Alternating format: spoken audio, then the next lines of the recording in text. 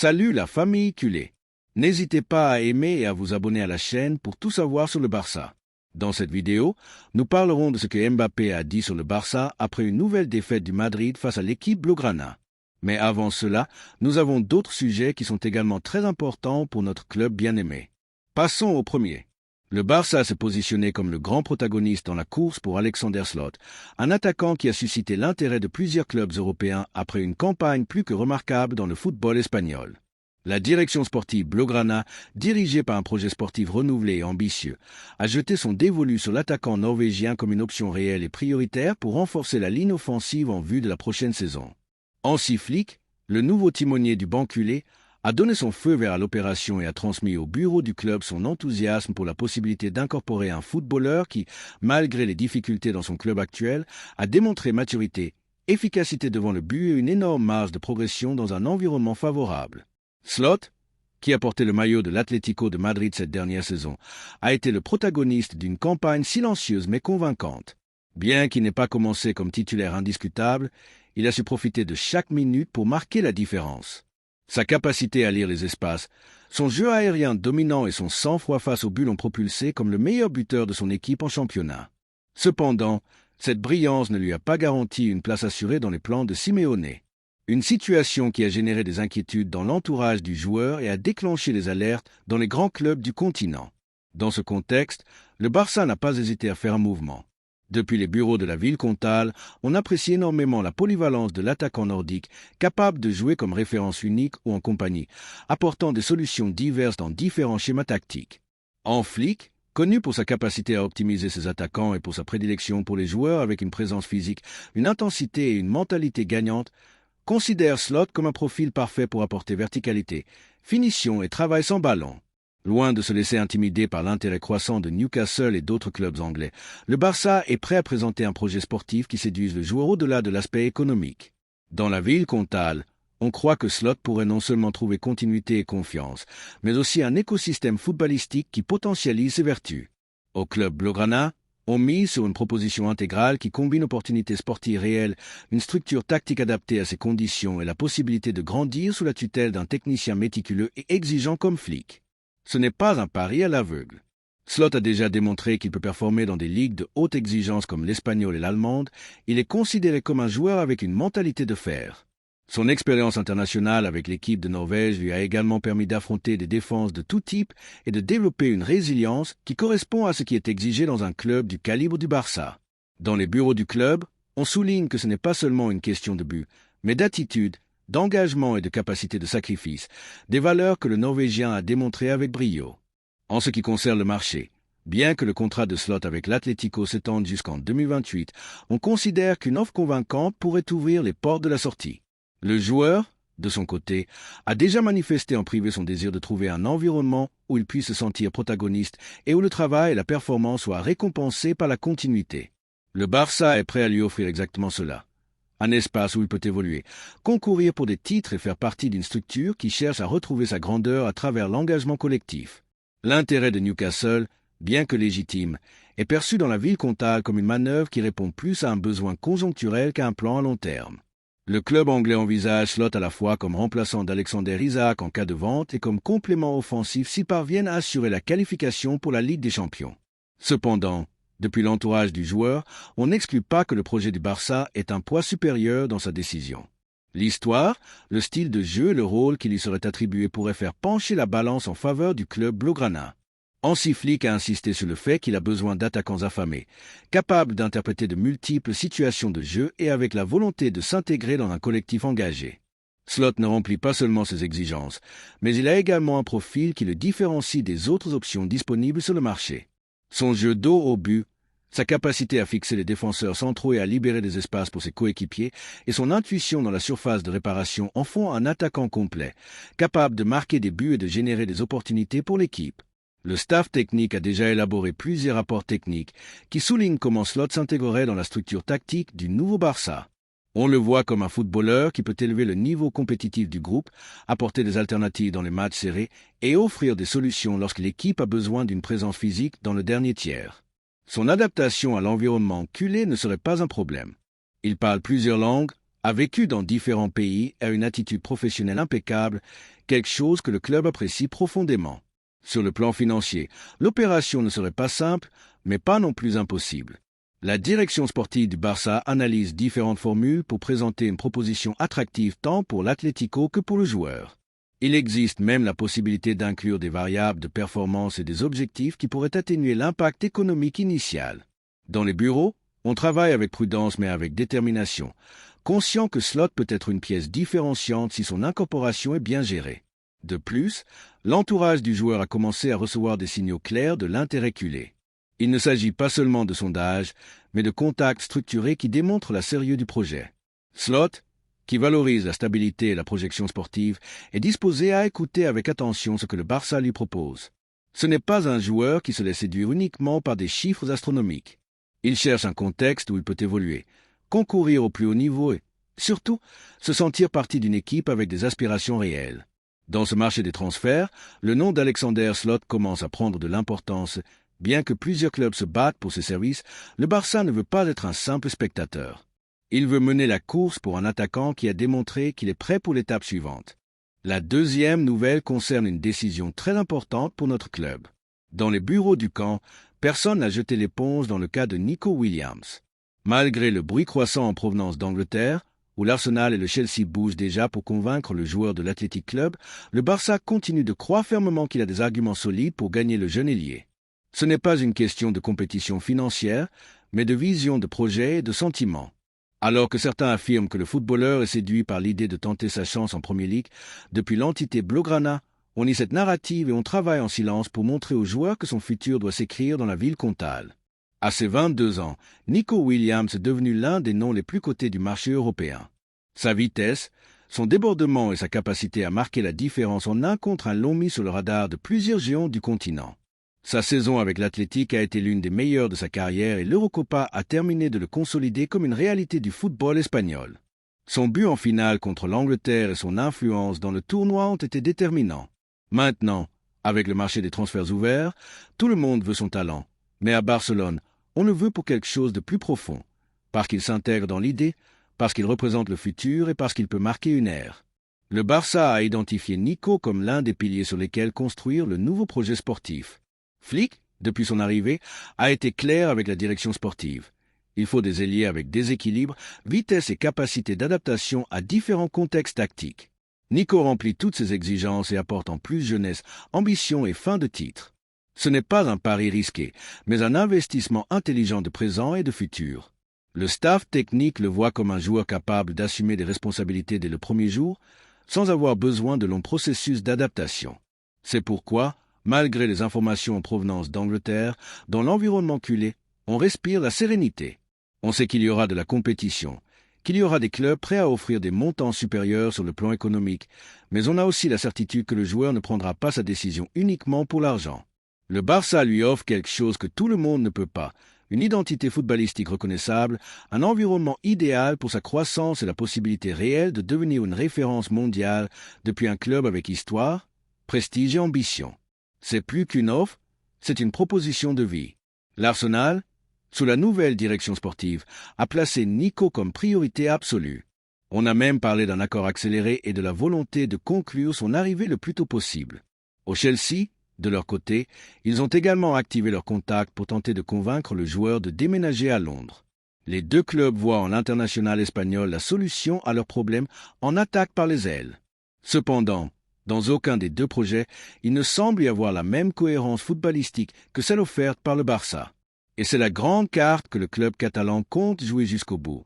Dans les bureaux Blaugrana, il n'y a pas de place pour le dramatisme ni pour la précipitation. L'opération Nico Williams est soigneusement planifiée et chaque étape a été franchie avec l'intention de transmettre aux joueurs la sérieux de l'intérêt.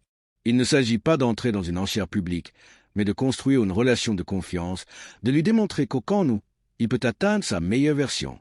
L'histoire récente du club montre que lorsque l'on mise sur le talent jeune et engagé, les fruits arrivent rapidement, et Nico a tout pour s'intégrer dans ce modèle. Le joueur, de son côté, n'a pris aucune décision définitive. Bien que depuis Bilbao, on assure qu'il est ouvert à rester à l'Athletic s'il se qualifie pour la Ligue des Champions. Dans son entourage, on admet que la possibilité de faire un pas en avant est sur la table. Le désir de jouer dans des compétitions européennes importantes, de concourir pour des titres et de faire partie d'un projet avec des ambitions réelles et fortes. Et c'est là que le Barça apparaît avec un avantage, car au-delà des chiffres, il lui offre un contexte où il peut devenir protagoniste. Hansi Flick a été clair. Il veut que le club conclue l'incorporation le plus tôt possible. Le technicien allemand, qui a déjà commencé à planifier la pré-saison, voit en Nico un outil clé pour dynamiser l'équipe, générer des supériorités sur les côtés et renforcer la pression après perte. Son expérience dans le football européen lui permet de comprendre que des joueurs comme celui de l'Athletic ne sont pas légion et que perdre l'opportunité de le signer pourrait être une erreur difficile à corriger. C'est pourquoi son insistance a été constante, bien qu'il respecte toujours les temps et les formes qu'exige une négociation aussi sensible. Lors des réunions internes du club, on a discuté de la manière de structurer l'opération. Le Barça sait qu'il ne peut pas rivaliser en termes de salaire avec certains géants anglais, mais il sait aussi qu'il a une marge pour présenter une proposition attractive sur d'autres plans. La possibilité d'être titulaire, d'avoir de la continuité, de compter sur un entraîneur qu'il apprécie et avec un public qui sait apprécier le talent jeune sont des éléments qui ne peuvent pas être quantifiés en argent. Et sur ce terrain, le club catalan se sent fort. En parallèle, les supporters du Barça ont commencé à manifester leur enthousiasme pour l'arrivée éventuelle de l'ailier. Sur les réseaux sociaux, dans les émissions sportives et dans les débats footballistiques, le nom de Nico Williams résonne avec force. Il est perçu comme ce type de joueur capable de redonner à l'équipe le déséquilibre qui a si souvent fait la différence par le passé. Un joueur électrique, engagé et avec la capacité de soulever le stade avec une seule action. Il n'y a aucun doute que si son transfert se concrétise, il serait accueilli avec enthousiasme. Depuis l'Athletic, bien qu'on essaie de garder son calme, il y a de l'inquiétude. Ils savent que retenir un joueur de ce niveau sera très difficile si les grandes puissances décident de miser fort. Et bien que leur désir initial était de le convaincre avec une amélioration de contrat et la promesse de stabilité, la réalité est que la pression extérieure grandit. À Bilbao, ils sont préparés à tous les scénarios, même à un départ cet été si sa clause de résiliation est activée. Mais au Barça, on n'envisage pas encore ce scénario dramatique. On continue à miser sur la voie de l'entente, du dialogue et de la persuasion mutuelle. Au fur et à mesure que les jours passent, le Barça se renforce dans sa position. Une preuve que lorsque l'on a de la conviction et que l'on travaille bien, les différences financières peuvent être compensées par des arguments sportifs. Le temps dira quel sera le dénouement, mais une chose est claire, le Barça n'a pas renoncé, il n'a pas jeté l'éponge, bien au contraire. Il construit un pont vers le joueur, pierre par pierre, avec patience mais aussi avec fermeté. La troisième nouvelle concerne un autre madridiste qui continue de pleurer la défaite face au Barça. La dernière édition du classique entre le Barcelona et le Real Madrid a laissé beaucoup d'émotions, de polémiques, bien sûr, des déclarations qui ont encore plus enflammé l'éternelle rivalité. Dans un match inoubliable qui s'est terminé sur un score de 4-3 en faveur de l'équipe blaugrana, on a vécu un spectacle rempli d'intensité, de remontée et de passion. Mais comme c'est presque devenu une habitude lors des défaites de l'équipe blanche, Vinicius Junior n'a pas tardé à devenir le protagoniste en dehors du terrain. Le Brésilien a explosé après le coup de sifflet final et a laissé des déclarations chargées de victimisation, d'accusation et de l'incapacité habituelle à reconnaître la supériorité de l'adversaire. Selon l'attaquant merengue, l'arbitrage a été permissif avec les joueurs du Barcelona. À son avis, si l'arbitre avait été plus attentif, le Barça aurait terminé avec au moins un joueur expulsé. Il a également affirmé avoir subi des agressions et des insultes en dehors du jeu de la part des défenseurs blaugrana, qui ont été ignorés par l'arbitre. Ce type de commentaire n'est pas nouveau pour Vinicius, qui a développé une habitude de chercher des coupables externes chaque fois que les choses ne se passent pas comme il le souhaite, loin de faire de l'autocritique, d'accepter que son équipe a été remontée de manière brillante et que le Barcelona a eu plus de football, plus de courage et plus de tête. Vinicius a préféré monter son spectacle habituel de plainte et pointer du doigt tout ce qui bougeait, sauf lui-même. Le match a commencé favorablement pour le Real Madrid, qui a obtenu une avance de 2-0 grâce à une bonne mise en scène. Mais le Barcelona, fidèle à son histoire et poussé par des supporters qui n'ont jamais cessé de croire, a remonté avec classe, stratégie et un déploiement collectif enviable. L'équipe d'Hansi Flick a démontré qu'elle peut rivaliser à armes égales dans les plus grands scénarios et l'a fait avec bravoure, avec du football et une mentalité gagnante qui a laissé le Madrid totalement désorienté. Le résultat final, 4-3, a été un coup dur pour les Blancs et un énorme coup de pouce moral pour les culés, qui se profilent désormais comme de sérieux candidats à la conquête du championnat. Mais au lieu de reconnaître cette réalité, Vinicius a décidé de détourner l'attention. Son discours, Un mélange de victimisation bon marché et de arrogance voilée n'a fait que confirmer quelque chose que l'on observe depuis longtemps du côté blaugrana. Ce joueur, malgré son talent indéniable, ne sait pas perdre. Il a du mal à reconnaître le mérite de l'adversaire. Il est dérangé que quelqu'un puisse le surpasser. Et ce qui est le plus préoccupant, il préfère monter un spectacle médiatique plutôt que d'admettre que le football ne tourne pas toujours autour de lui. Où sont ces prétendues agressions qu'il mentionne? Où sont les insultes que personne n'a entendues? Où sont les images qui soutiennent ces paroles? Il n'y a rien. Juste un Vinicius frustré, encore une fois, cherchant des microphones pour se plaindre, pour pointer du doigt, pour alimenter une narrative qui commence à lasser. Parce que soyons sincères, le Barcelona a gagné avec justice, a mieux joué, a remonté avec du football et a démontré une hiérarchie qui n'avait pas été vue aussi clairement depuis des années dans un classique de cette envergure. C'est la vérité que Vinicius ne veut pas reconnaître. Du point de vue culé, ce que le Brésilien a fait est simplement honteux. Non pas parce qu'il se plaint, tout joueur a le droit d'exprimer son opinion, mais parce que son attitude est répétitive, toxique et peu sportive. Vinicius semble ne pas avoir encore compris que le football est un jeu collectif et que, aussi star soit-il, si son équipe perd, le minimum qu'il puisse faire est de respecter l'adversaire qu'il a surpassé. Mais non, il préfère pleurer, pointer du doigt, se cacher derrière des théories de conspiration que même les forums les plus fanatiques du madridisme n'osent répéter. Et oui, il faut le dire clairement, Vinicius est un bon joueur, personne ne le nie. Il a de la vitesse, du dribble, la capacité de briser les défenses et génère un danger constant. Mais cela ne l'exempte pas de se comporter comme un professionnel, et encore moins de respecter l'équipe qui vient de le remonter d'un 2-0. Ce que le Barcelona a fait est épique. Avec Lewandowski en feu, un milieu de terrain qui a su maîtriser le match et un entraîneur courageux qui a su lire le moment, le Barça a donné une leçon, non seulement de football, mais de caractère. Une leçon que Vinicius, à en juger par ses paroles, n'a pas voulu ou pu apprendre. Et voici une question pour les supporters culés. N'en avez-vous pas assez de la même histoire? Ne trouvez-vous pas ridicule que chaque fois que le Madrid perd, Vinicius apparaisse avec son récital d'excuses? Ne sentez-vous pas que, au lieu d'un joueur de haut niveau, nous avons affaire à un enfant capricieux qui n'accepte pas la réalité lorsqu'elle ne lui est pas favorable? Parce que pendant que nous célébrons avec joie, que nous crions les buts de la remontada, que nous rêvons du titre, ils se consument dans leur frustration. Et Vinicius est le premier de la file de ceux qui ne savent pas comment gérer une défaite. Depuis le camp nous n'avons que des mots de fierté. Pour le jeu, pour l'attitude, pour la remontada. Pendant que d'autres se plaignent, nous combattons. Pendant que d'autres font un drame de chaque faute, nous battons jusqu'à la dernière seconde. C'est la différence entre une équipe qui construit l'avenir et une autre qui vit de ses frustrations. Et si Vinicius ne sait pas encaisser une défaite, peut-être devrait-il se demander s'il est prêt à jouer au plus haut niveau. Parce qu'il ne suffit pas d'avoir du talent, il faut aussi avoir de la tête, du respect, de l'humilité. Et à l'attention des supporters meurants qui applaudissent ses attitudes, nous lançons une provocation respectueuse mais directe. Vous sentez-vous vraiment représenté par un joueur qui pleure en public chaque fois qu'il perd? N'avez-vous pas un peu honte? Parce qu'au Barcelona, nous avons vu nos idoles tomber, mais nous les avons toujours vus se relever avec fierté. Ce que fait Vinicius, c'est une autre histoire. C'est l'art de l'excuse, le spectacle de la lamentation, l'incapacité d'accepter que parfois l'adversaire joue mieux, comme cette fois, comme ce classique.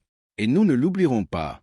Le Barcelona n'a pas seulement remonté un 0-2, il l'a fait dans un stade hostile, sous pression, avec le championnat en jeu et avec la détermination d'un champion. Le résultat n'a pas été un accident. C'était la conséquence de mieux jouer, d'avoir plus de sang-froid et de croire en ce que l'on fait. Vinicius, en revanche, a préféré parler de fantômes arbitraux. Parce que lorsqu'il n'a pas le protagonisme qu'il désire, il devient ce qu'il est, un joueur talentueux, oui, mais avec un manque alarmant de maturité. À l'attention des supporters culés, ils aimeraient voir une banderole lors du prochain classique qui dise « Vinicius, on te prête un mouchoir ?» Ou mieux encore, « Ici, on gagne, on ne pleure pas. » Parce que pendant qu'ils cherchent des coupables, nous continuons d'avancer. Parce que pendant qu'ils se lamentent, nous célébrons. Et parce que pendant qu'ils vivent dans le passé, nous écrivons l'histoire. Visca el Barça. Et qu'ils continuent de pleurer. Laissez-nous votre opinion dans les commentaires.